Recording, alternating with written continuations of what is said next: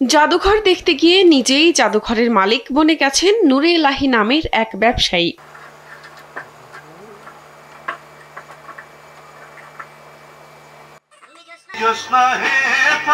নূরে এলাহি জানান, ছেলেবেলায় জাদুঘরে ঘুরতে গিয়ে নেশা ধরে যায় তার। তখনই ঠিক করেন নিজের মতো তৈরি করতে হবে নিজের একটি জাদুঘর।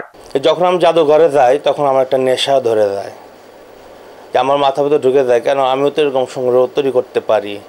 সেখান থেকেই আমার সংগ্রহশালার প্রতি একটা আগ্রহ।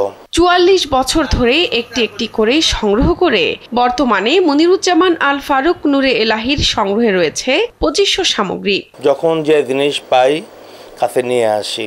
এর জন্য অনেক ঝড় গিয়েছে, অনেক দখল সহ্য করা হয়েছে, অনেক আবার পাগলও বলে। স্যান্ডেলিনা সো, রূপচর্চায় আভিজাত্য। সংগ্রহে থাকা গ্রামোফোন ও রেডিওগুলো এখনো সচল।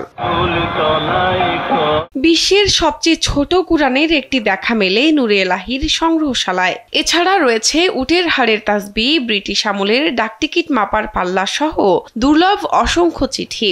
সেটা আছে বাদশাহী আমলের দাওয়াপত্র, দেশ স্বাধীন হওয়ার পর সিরাজগঞ্জ শহীদ রতনকে যে বঙ্গবন্ধুদের চিঠিটা দেয় শোকবার্তা, সেটা আছে। ক্যাপ্টেন মনসুরের প্যাডে চিঠি আমার কাছে আছে, এবং আরও দুর্লভ অনেক চিঠি আমার সংরক্ষণে আছে। সিরাজগঞ্জ শহরের কলেজ রোড এলাকায় মুদ্রণ শিল্প ব্যবসায়ী মনিরুজ্জামান আল ফারুক নূরে এলাহি ভাড়া বাসার ৩টি কক্ষ নিয়ে গড়ে তুলেছেন এই সংগ্রহশালা। তার প্রতিটি কক্ষের আলমিরা, শোকেস আর দেয়ালের তাকে তাকে সাজানো রয়েছে দুর্লভ সব সামগ্রী।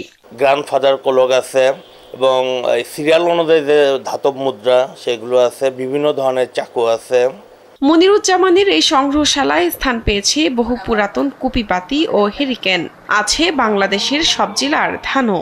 তারপরে আমি আসলাম যে বাংলাদেশের প্রত্যেকটা জেলা থেকে ধান সংগ্রহ করব, এবং সংগ্রহ করেছি সে ধান দিয়ে একটা মানচিত্র তৈরি করেছি।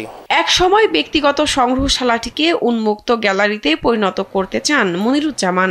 আমার নিজস্ব যদি কোনো জায়গা হয় আমি একটা গ্যালারি করব, সবার জন্য উন্মুক্ত, কিংবা সরকার থেকে যদি কোনো হেল্প করে সবার জন্য উন্মুক্ত হিসাবে একটা গ্যালারি করে দেব। শুধু দুর্লভ জিনিসপত্র সংগ্রহ করা ছাড়াও স্বেচ্ছাসেবার প্রতি মনোযোগ আছে তার। এখন পর্যন্ত নিজ দেহ থেকে ৯৯ বার রক্তদান করেছেন বলে জানান মনিরুজ্জামান। শাহনাজ পারভিন, কালবেলা।